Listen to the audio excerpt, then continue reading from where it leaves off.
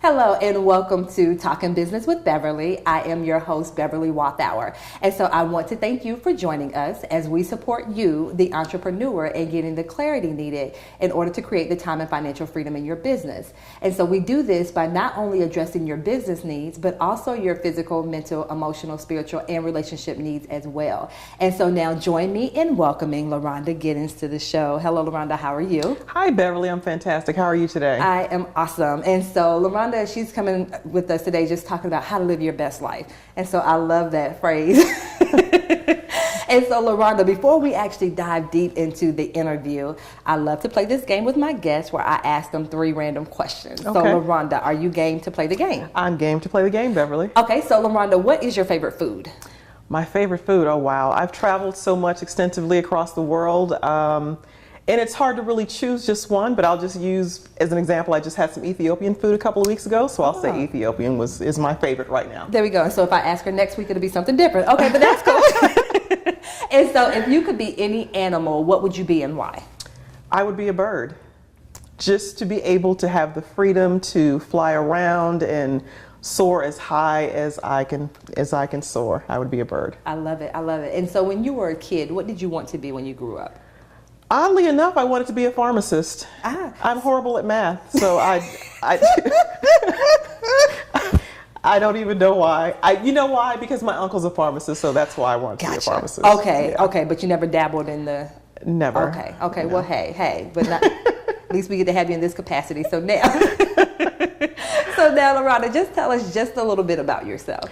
Well, a little bit about me is I'm originally from Florida, and I've been in Atlanta for the last 20 years. I'm actually celebrating my 20th year in Atlanta. I worked in the corporate sector for about 13 years and have been working in state government for the last 15 years. And I love what I do, and I love Atlanta. Yes. And so what kind of business do you have? I own a training and speaking services business where I provide training and speaking services to an array of organizations, corporations, schools, and different places who need my services. I love it. And so I like what you just said, because I know sometimes when we go into entrepreneurship, we only think about, okay, how can I serve an individual? Mm-hmm. But you were looking, okay, you've aligned yourself with businesses and other organizations as well. Yes. And so that's something too, as an entrepreneur, kind of broaden your perspective on things of, okay, yes, I may be able to serve an individual, but there are also options out there for me to align myself with those businesses and organizations. So I love it. And so what made you get started in the training field? Well, I've been doing training practically for the last 30 years. I started out in corporate as a trainer. I was training Fortune 500 companies on credit card processing and financial services, and it just kind of has been the thing that I've been doing all of my life, and that's kind of how I got started. Like, hey, do what I've already been doing. Absolutely. And I think, once again, going back to being an entrepreneur, and when you're trying to figure out, okay, I want to work for myself, but I don't know how to kind of do that. So how do I kind of decide if I want to be an entrepreneur, but I'm not 100% sure of which direction to go? I think for me, it was really just making a decision of wanting to branch out and do something different. Mm-hmm. I enjoy what I do in my 9-to-5, but I also have other skills and talents that, that I'm able to give to the world. So it was just a matter of me sitting down one day and making a list of all the things that I do well, and making a list of all the previous jobs that I've held, and kind of connecting the dots of those two things, and coming up with something that I could do. And I love to speak, I love to train, I love to teach people. So it just made sense. It was just one of those natural progressions into the next step, in my life. That makes sense. And so once again, looking at my skill set already and just saying, okay, hey, because I don't always have to reinvent the wheel. Absolutely. Yeah. And so what's the mission of your business? Well, the mission of my business, honestly, is to change people's lives forever.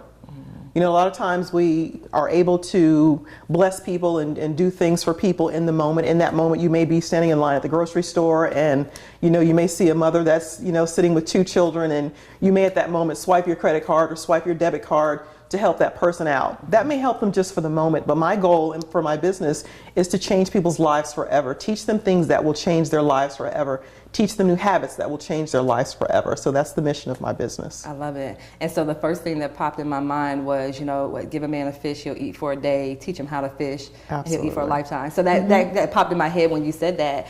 And so, when it comes to actually supporting your clientele, how do you actually support your clientele in reaching their goals? Well, I support them, number one, by being available and being accessible to to them. A lot of times people, they have these businesses and, they're the business owner, they're over here, but then the client is here and they need sometimes that personal touch. They need someone to be able to reach out to whenever they have a question or have a concern about something. But just being accessible and being available to them is one of the things that I pride myself on. That's awesome. And so for an individual, because, we're entrepreneurs and, I'm so huge on, having different parts of your business. So those people that want to go into being a speaker, like what are some tips that you can kind of give us to kind of kick the door down to becoming a speaker? Well, for me, I was actually, like I said, I come from a training background and then stepped into the speaking arena when I became a certified instructor a couple of years ago through my business, through my 9-to-5 business. I became a certified trainer. So I was doing a lot of training and speaking, and then I had opportunities to actually go and speak in my director's place. If she wasn't able to speak at a particular event, she would send me in her place to either do the training or do the speaking. So that's just kind of how it came about, and then one thing just led to another, and just more opportunities. The more people see you speak, and the more they see that you're competent as a speaker, people will start to request you to come and speak. And that's one of the things that she told me. She says the more that you speak, the more people will come and ask you to speak at events. So that makes sense. So if I want to do more speaking, first of all, just get past the fear. Absolutely. And then just get on out there and start speaking at different events and different things. Yes. That makes so much sense. That makes sense, because sometimes I think we kind of make it hard, and it doesn't have to be hard. And so, just looking for those opportunities where I can get up, whether or not it's in front of 2 people or 200 people or 2,000 people. Exactly. Just using those opportunities to kind of hone my skill. Exactly. And sometimes you have to do it for free. A lot of times people say, oh, I'm not going to do it for free. I'm not going to speak for free. But you don't know who's in the audience. You don't know who is sitting in that audience that may be able to give you an opportunity to speak where you can get paid to speak. So you just never know. I love that. And we're going to have a good conversation about that right after these messages.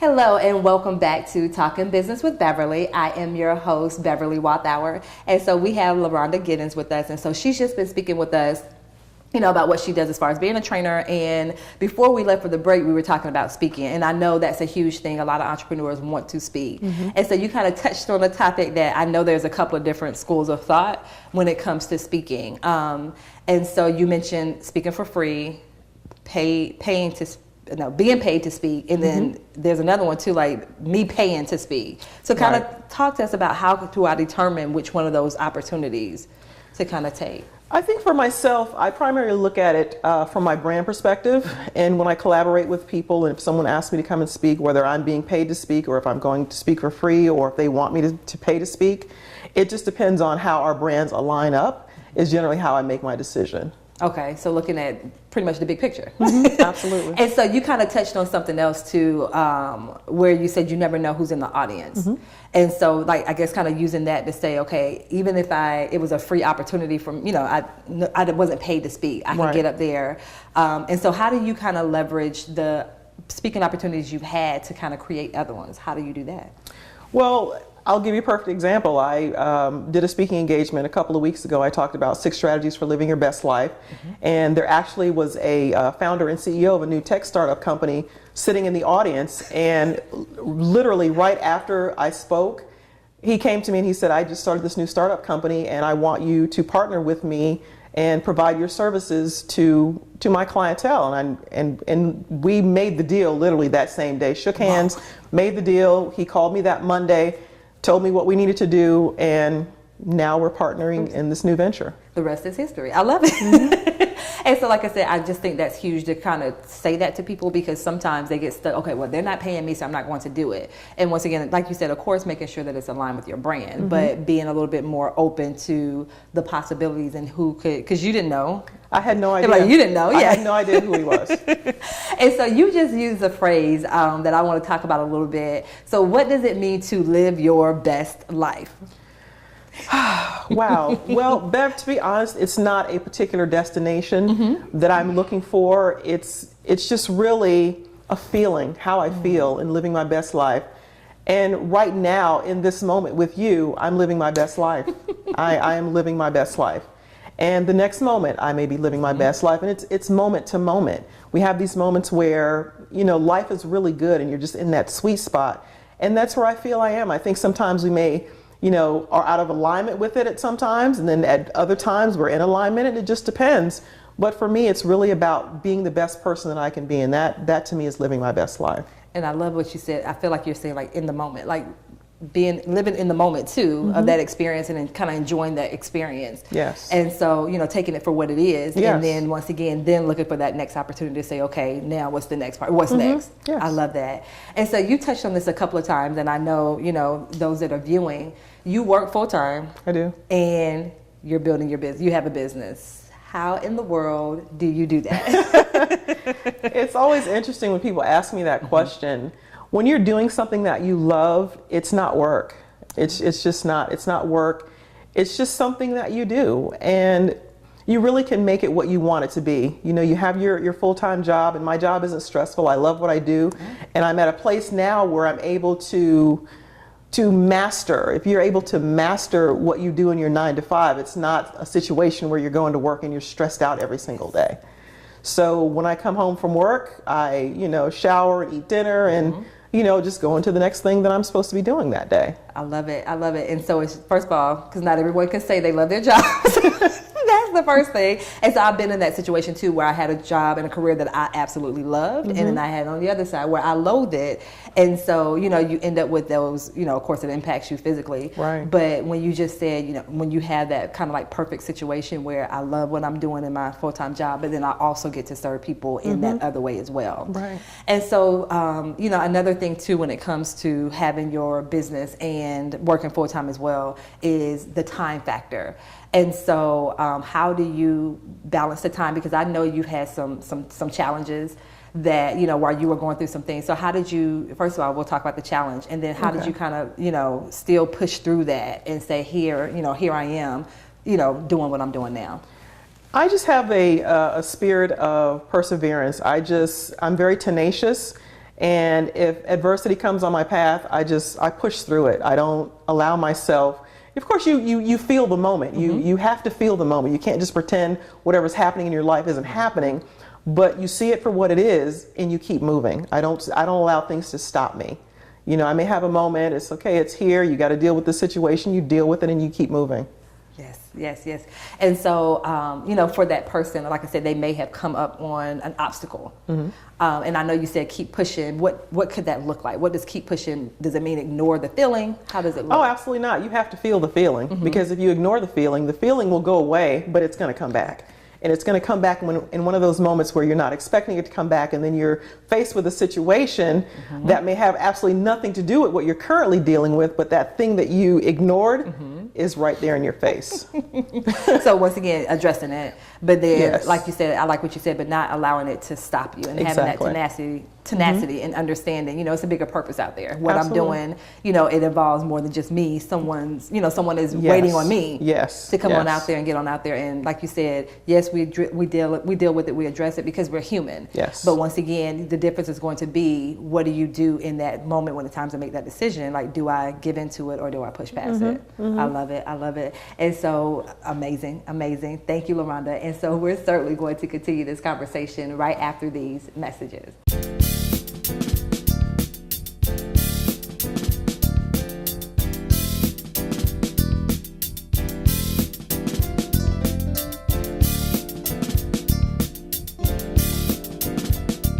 Hello and welcome back to Talking Business with Beverly. I am your host, Beverly Wathauer, and we have Loronda Giddens with us. And so she's just been speaking with us pretty much about how to live your best life. And so Loronda, you know, before the break, you were just talking about, you know, pushing past adversity, pushing past obstacles, and kind of, you know, living out this life the way that you feel like you were designed and created to do. So what advice do you have for those people that are like, okay, Loronda, you know, I feel like I need something different in my life, but they're not 100% sure about, you know, how to kind of make that pivot or make that transition? Well, what I talked about previously about how I was able to kind of step into where I am now is to sit down and take a look at your life. write things down, jot some things down, look at your skill set, look at your gifts and your talents, things that you've done before, because I believe, Beverly, that everything that you've ever done is connected to everything that you'll ever do in your life. So sitting down and being intentional about your life and deciding what that next right move is for your life. So just make a list, like I did, of all of the jobs that you've ever done and the skill set that you have, and just kind of connect the dots. And within those dots, you're able to find what that next thing is that you're supposed to be doing. Wow. And so once I realized, okay, so I'm like, okay, I hear what Loronda's saying, so I made my list. And now I have 5 or 6 things on this list. What do I do next with that? I made my list. What's next? Well, the next thing I did was I said, well, how can I take this skill set and monetize this skill set?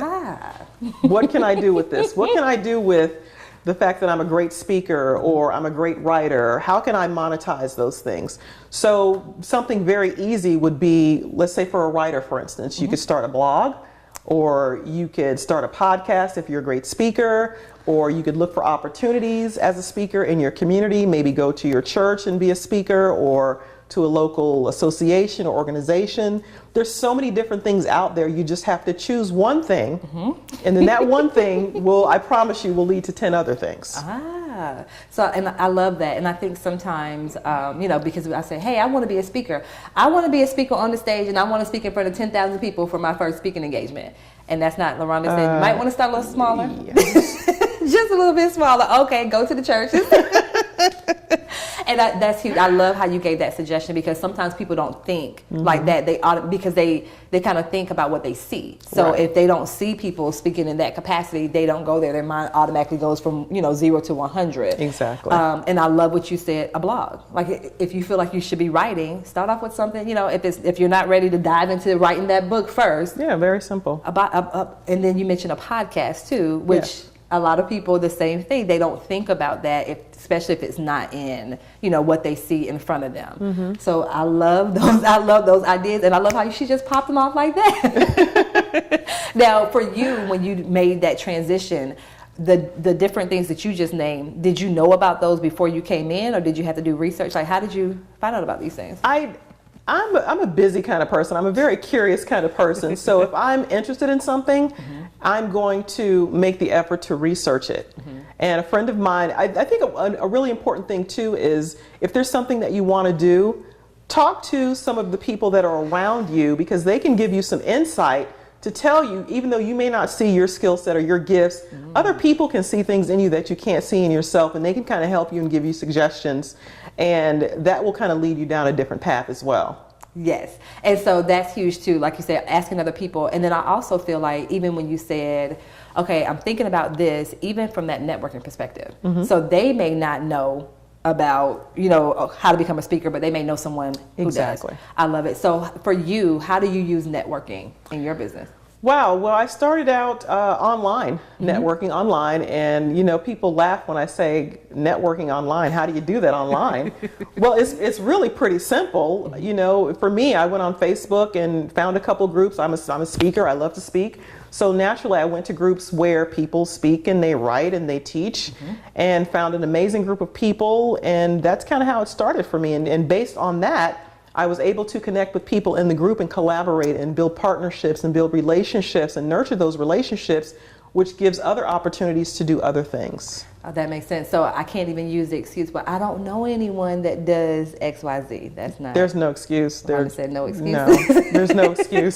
So if I don't know, then we have access to the internet at this point. Absolutely. And so speaking of being on the internet and being online, sometimes I can say, I guess we're jaded sometimes, because we may have had an experience that was not positive. So how did you kind of decipher what was right for you versus some of the other, because there's a lot of noise online. So how did you kind of figure out what was right for you at that moment? Well, yeah, Bev, there is a lot of noise out there, but I'm a very intentional person.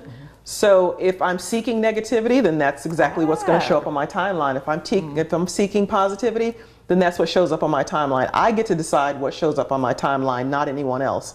So I seek, the positive things and positive stories and positive messages, and that's exactly what I get on my timeline. Thank you for saying that. Because that is huge. That energy, like you said, that vibe that you give off, you'll certainly whatever you give off, that's what you're going to. That is definitely what you're going to attract. And so, for you, how do you feel like the services that you offer? How is it different from someone that may offer something that's similar? Well, because our skill sets are different, our talents and our gifts are different.